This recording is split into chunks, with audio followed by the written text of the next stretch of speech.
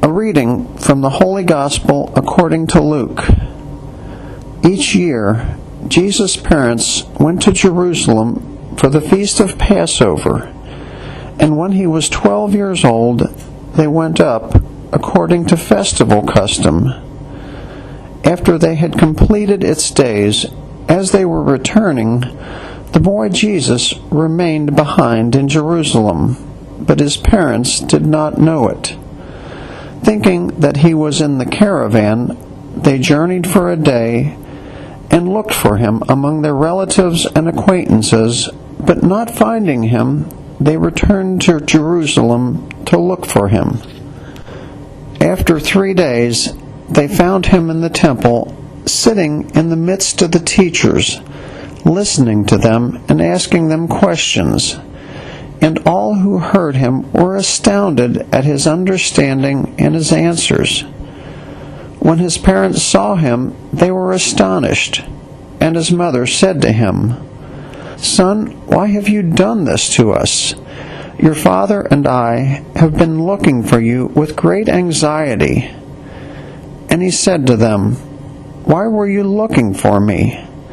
Did you not know that I must be in my Father's house?" But they did not understand what he said to them.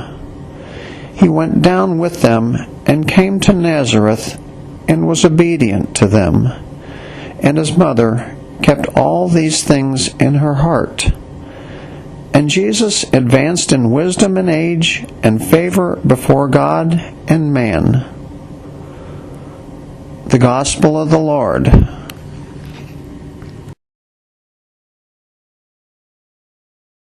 As I was preparing for today's celebration of the Feast of the Holy Family, I thought back about growing up in my family with my parents and my sister, and looking back, I don't think my parents were really all that strict, but my mom had a certain way of getting my sister and I to do things that she wanted us to.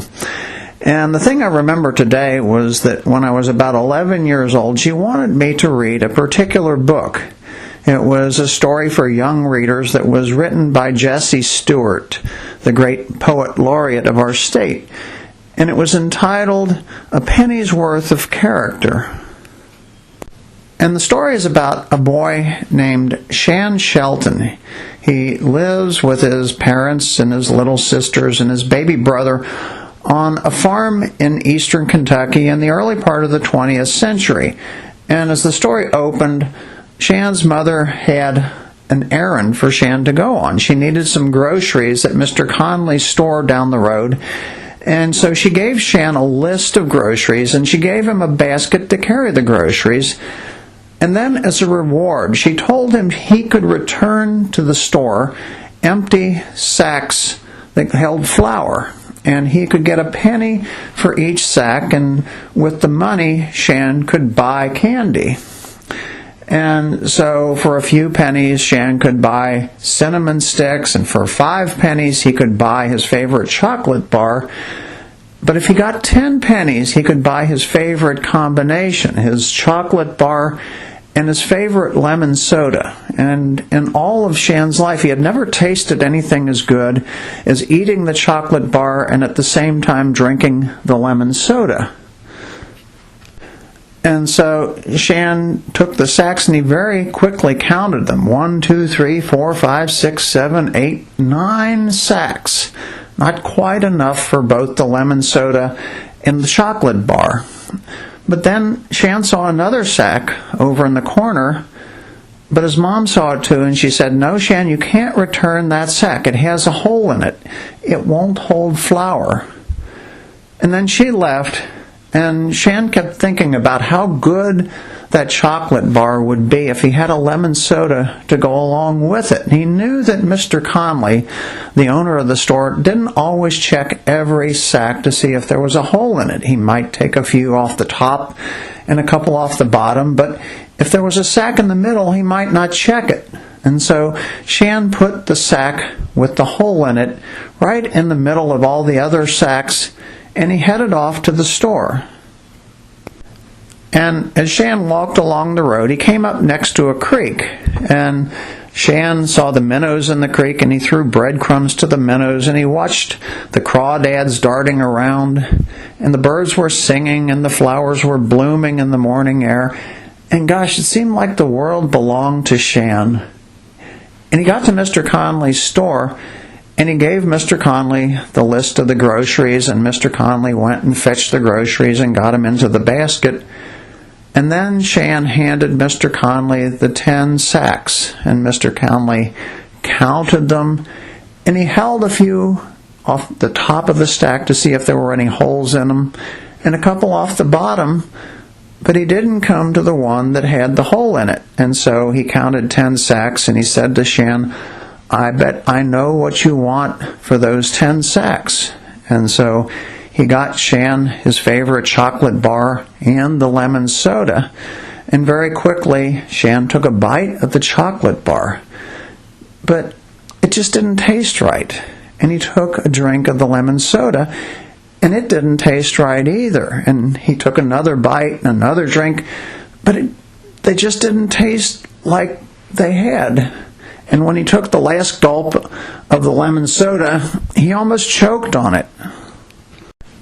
And then Shan walked home, and when he got home, his mother was waiting for him, and she asked him, "Shan, where's the sack with the hole in it?" And little by little, Shan had to admit what he had done. He had taken that sack along with the others to Mr. Conley's store to trade in. And so his mother got a fresh, empty sack, and she gave it to Shan. And she told him that he must go back to Mr. Conley and tell him what he had done.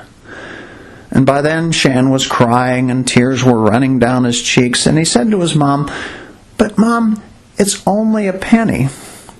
And she admonished him, "It doesn't make any difference whether it's 1 penny or 100 or 1,000.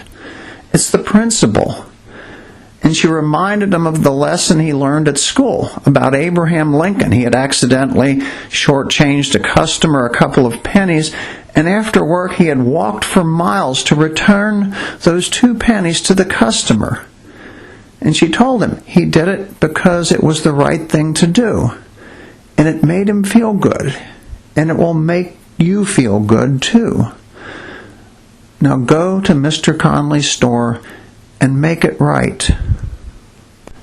And so Shan took the sack, and he started out for Mr. Conley's store, and he dreaded facing Mr. Conley, and he thought about running away from home. But then he remembered his dad and his little sisters and his baby brother, and how much he loved them and how much they loved him. And he decided, no, he would have to obey his mom. And as he walked by the creek, the minnows were hiding, and the crawdads were holding still, and the sun was wilting the flowers, and while before it had seemed like the world belonged to him, now it was different. And he got to Mr. Conley's store just as Mr. Conley was scooping some flour into the very sack that had the hole in it, and the flour ran onto the floor, and Mr. Conley had to clean it up. And then he saw Shan standing there with the 1 sack in his hand, and he asked Shan, "Have you come back for another penny?" And Shan looked at Mr. Conley and said, "Mr. Conley, I brought this sack back because..." And he choked up. He couldn't finish the sentence. And Mr. Conley looked at the sack and looked at Shan, and he knew. And he said to Shan, "You've got a good mother. She's taught you an important lesson, one that you won't forget. There's a place in heaven for your mother." And he took the sack from Shan, and he told him, "Your debt is paid." And when Shan left the store to go back home, as the author writes, he felt as light as a June bug on an August day.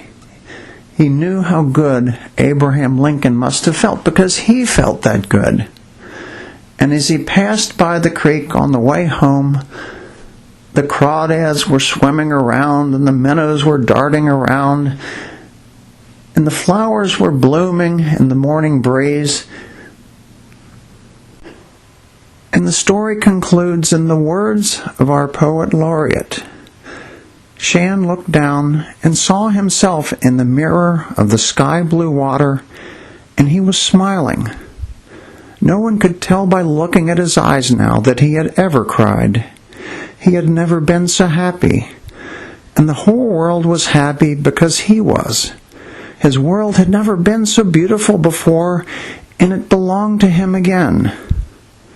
"Hello, Mom," he called to his mother as he came near the house. "I'm home." And after I read the book, I guess I could figure out why Mom wanted me to read it.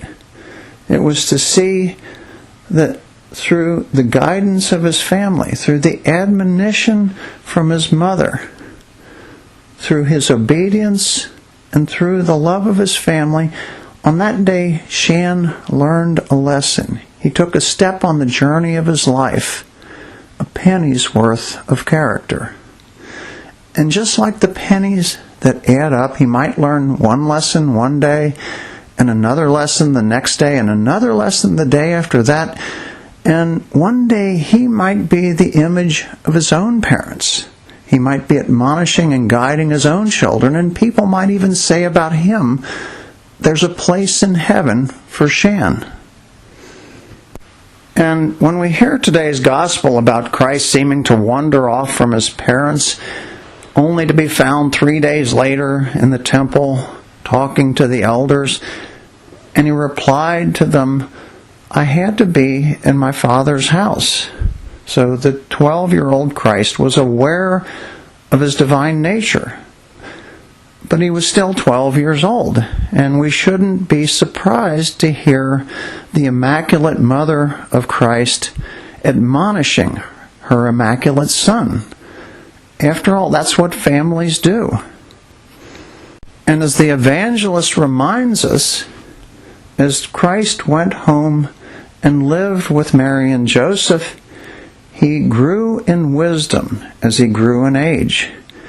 And he did that the same way that Shan did, through obedience.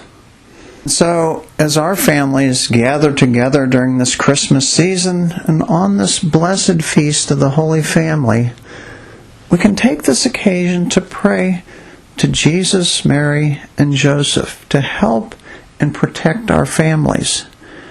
And we can thank God for this wonderful gift, the gift of our families, his instrument for bringing us his guidance, his love, and just like it did for Shan, his joy, as we make our journey through this life to the treasures of eternal life, one penny at a time.